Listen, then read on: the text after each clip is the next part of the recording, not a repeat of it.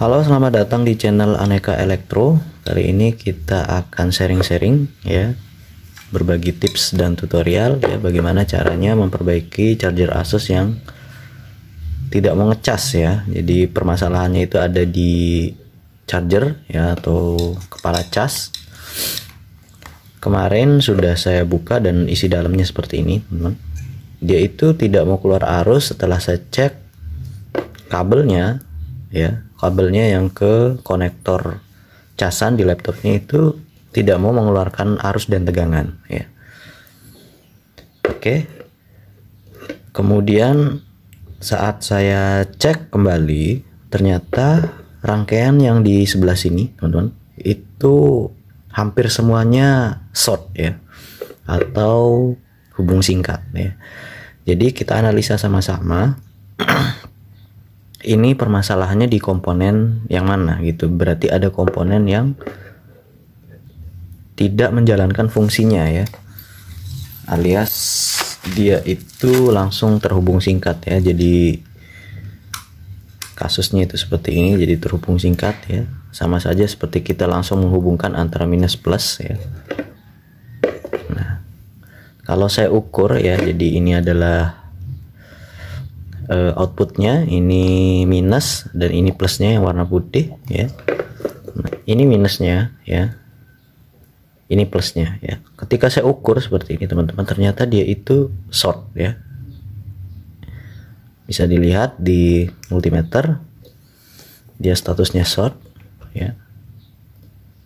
Ya, walaupun saya pakai mode buzzer, itu buzzernya langsung nyala, teman-teman. Nah, seperti ini ya, sama saja seperti kita menyambungkan langsung seperti ini ya. Di beberapa komponen itu khusus di jalur yang ini ya, teman-teman. Walaupun saya ukur di sini, nah ini komponen ini itu hampir semuanya nge-short, teman-teman. Nah nih ya, oke ya. Jadi untuk analisa pertama kita, ketika kondisinya itu seperti ini, teman-teman, saya itu akan coba buka kapasitor yang ini dulu ya, teman. Karena kapasitor ini dia itu langsung terhubung ya, langsung terhubung antara minus dan plus. Jadi kalau yang ini short ya, teman-teman, otomatis minus dan plusnya itu langsung tersambung ya, langsung hubung singkat ya. Coba kita akan buka kapasitor yang ini dulu.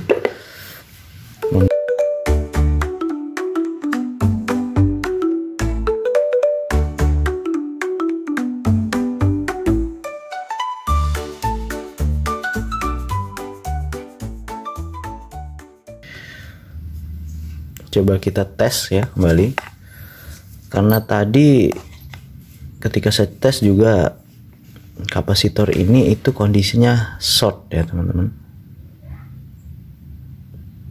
ya. Jadi kapasitor ini tidak short ya, berarti bukan kapasitornya. Kita merubah modenya ya, kapasitornya masih baik ya, teman-teman. Kita coba analisa lagi. Kita coba analisa di jalur ini, teman-teman. Jalurnya masih short ya, teman-teman. Ya. Oke, ketika memang sudah kita coba copot kapasitornya dan masih dalam kondisi short, kita akan coba buka ini. Ini kodenya MBR 20100CT ya, teman-teman. Ya, jadi ini adalah sebenarnya ini berbentuk transistor, cuman ini adalah sebuah dioda ya, dioda penyiarah ya, teman-teman. Ya. Dioda penyiarah ya, teman-teman bisa cari di dataset ataupun rangkaiannya ya. Coba kita akan buka dioda penyiarah ini, apakah kondisinya itu hubung singkat atau short ya. Kita coba buka.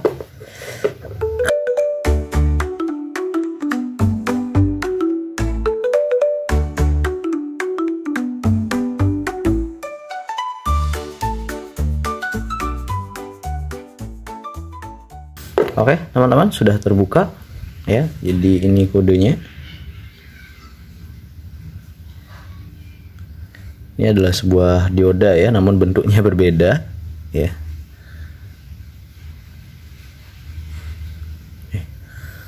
Oke, coba kita cek lagi di jalurnya apakah masih dalam kondisi short ya.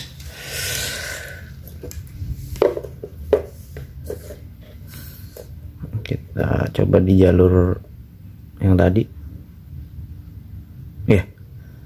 Oke teman-teman, jalurnya sudah tidak short lagi ya, seperti ini ya. Coba kita tes sini ya. Ya, kalau kita pakai mode buzzer, dia itu tidak short lagi ya, seperti ini, atau dia tidak berbunyi ya. Oke, jadi permasalahannya itu ternyata teman-teman itu bukan di bagian kapasitor, tetapi analisa pertama kita adalah di bagian kapasitor. Nah, kemudian untuk langkah kedua teman-teman bisa coba cek di mana jalur yang memang fungsinya itu sebagai penyarah ataupun penyarah gelombang penuh ya, seperti kiprok ya. Kemudian ada beberapa rangkaian dioda biasanya, tapi di sini saya perhatikan itu tidak ada menggunakan rangkaian dioda ya. Jadi dia hanya menggunakan dioda bentuknya seperti ini ya. Ini namanya dioda penyarah ya teman-teman. Nah, kemudian yang ini rusak, dan ini coba kita akan pasang kembali untuk kapasitornya ya. Jadi untuk mengecek kapasitor masih bagus atau tidak itu sudah ada saya upload ya teman-teman di video pendek atau YouTube Short yang ada di channel ini ya. Jadi teman-teman bisa tonton terlebih dahulu biar nanti ketika menganalisa teman-teman bisa mengetahui mana komponen yang rusak, mana komponen yang tidak ya. Itu karena itu cukup penting teman-teman ya. Ya, oke, seperti ini. Ini sebenarnya bisa kita ganti ya teman-teman. Kita bisa ganti menggunakan dioda biasa ya. Dioda yang bentuknya dioda pada umumnya. Mungkin ada beberapa rangkaian yang harus dirubah ya. Ya, kita akan coba ganti komponen ini ya. Ya, oke teman-teman, kita sudah dapat rangkaiannya. Jadi ini adalah rangkaian power supply dari printer yang rusak ya. Jadi yang rusak itu bukan power supply-nya tapi memang cartridge-nya dan sudah tidak digunakan. Nah, kemudian ini adalah rangkaian penyarah gelombang ya, penyarah gelombang penuh ya. Jadi di sini ini adalah rangkaian untuk pengubah dari AC, listrik AC menuju listrik DC ya. Nah, kita bisa gunakan komponen ini untuk kita kanibalkan atau kita pindahkan ke charger ini teman-teman ya. Oke, kita buka dulu.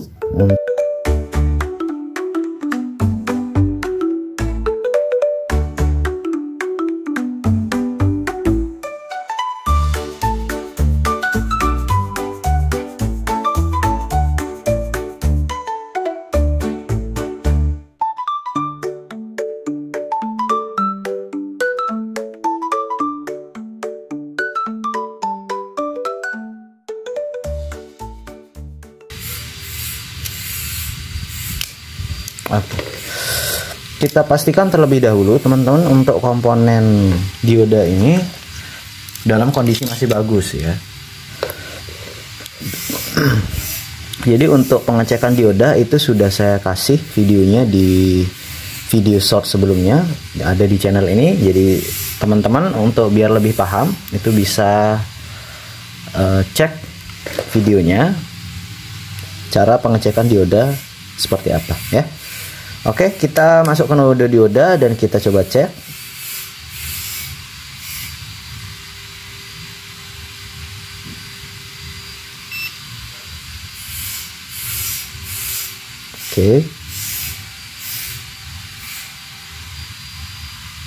Oke, diodanya masih bagus. Kita taruh sebelah sini.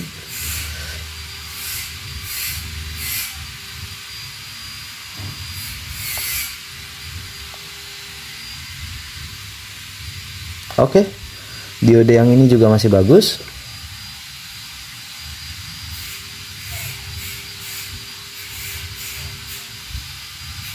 Oke, ketiga dioda ini masih bagus teman-teman ya, jadi kita bisa gunakan ya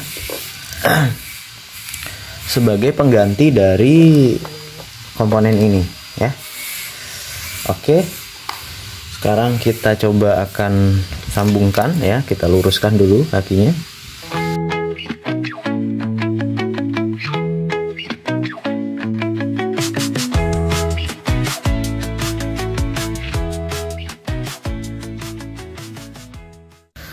Oke teman-teman, jadi kita hanya butuh 2 dioda ini saja. Jadi untuk dioda yang bentuknya seperti ini ya teman-teman, kalau kita lihat dari datasetnya itu seperti dioda yang dihubungkan seperti ini ya. Jadi seperti ini. Atau saya taruhkan di sini teman-teman ya. Nah, dia itu seperti dioda yang dihubungkan seperti ini. Jadi yang ini kaki tengah ya, kaki tengah dan bagian plat yang ini ya teman-teman, itu berperan sebagai katode ya, atau katodanya ya. Nah, katoda itu di sini. Jadi ini kalau di dalam dioda ini adalah anoda, ini adalah katoda ya teman-teman. Nah, kalau di dioda bentuknya seperti ini, anodanya itu yang ini teman-teman ya. Ini kita anggap sebagai kaki 1 dan kaki 3 ya. Ini kaki 2, kaki 3 ya. Jadi dia itu anodanya itu ada di kaki 1 dan kaki 3, dan katodanya itu ada di kaki 2 atau di kaki yang tengah ya, ataupun bisa di plat yang ini ya. Jadi ini terhubung singkat ya teman-teman ya. Jadi kita bisa lihat bahwa yang ini itu terhubung langsung dengan yang ini ya. Oke, dia itu terhubung langsung seperti itu ya. Nah, untuk kita membuat, karena kita memang agak sulit ya, cukup sulit nyari dioda yang seperti ini, jadi kita buatkan dia menggunakan dioda biasa seperti ini dengan cara ya teman-teman, dengan cara kita bengkokkan dulu ya kakinya seperti ini ya. Ya, kemudian kita masukkan ya, kakinya itu sini ya. Jadi dalam dioda ya, sudah saya jelaskan di video short sebelumnya, itu kalau ketika dia punya garis silver seperti ini berarti katoda ya teman-teman. Nah, ini adalah katodanya. Nah, karena katodanya berada di tengah ya tadi, jadi katodanya ini Pak, itu kita taruh di sebelah sini. Ini agak sulit ya.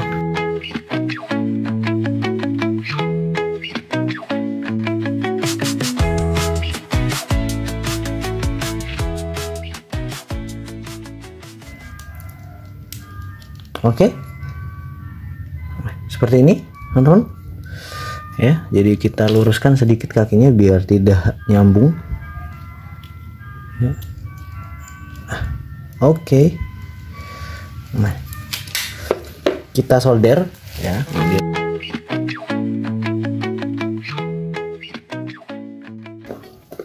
Oke, seperti ini teman-teman. Nah, jika sudah, kita masukkan kembali dioda yang satunya lagi ya.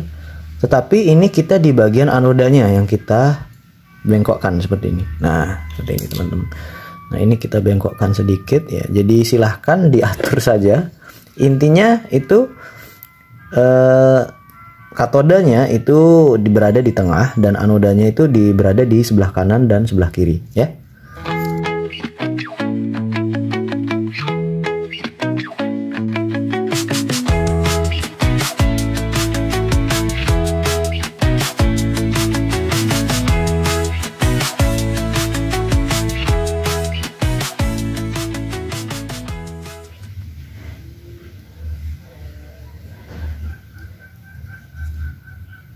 Nah, oke, kemudian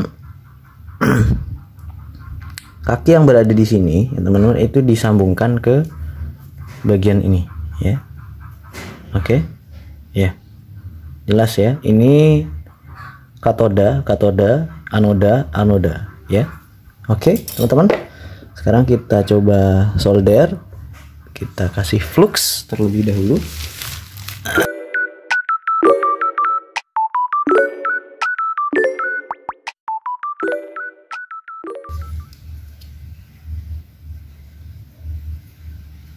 Ya, sudah terhubung seperti ini ya. Kalau kelihatannya agak kacau ya teman-teman, tapi semoga ini bisa berhasil ya teman-teman. Kita potong oke, seperti ini. Nah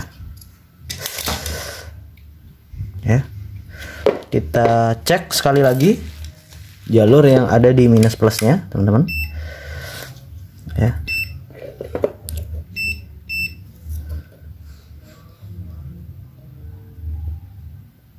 Oke, sudah tidak terhubung singkat. Coba kita balik ya. Oke, untuk jalur minus plusnya sudah aman. Kemudian dioda ini kita ganti dengan dioda buatan kita sendiri seperti ini ya teman-teman. Oke, sekarang kita lanjut untuk pengetesan ya. Kita langsung coba, semoga berhasil ya. Ya.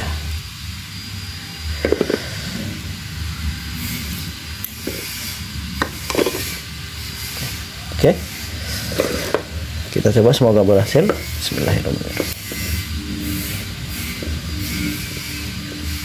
Ya, oke, kita rubah multimeter kita ke mode voltmeter DC ya teman-teman. Semoga bisa keluar ya arusnya. Oke, 19,07 volt ya teman-teman ya, tegangannya sudah bisa keluar. Oke ya, tegangannya sudah bisa keluar teman-teman, berarti casannya atau chargernya sudah bisa digunakan ya. Oke, sekarang tinggal kita pasang di covernya. Mungkin cukup sekian tutorial dari saya, semoga membantu dan semoga bermanfaat. Jika kalian suka dengan video ini, mohon bantuannya untuk klik like, comment, dan subscribe, dan jangan lupa nyalakan lonceng notifikasi. Terima kasih dari saya.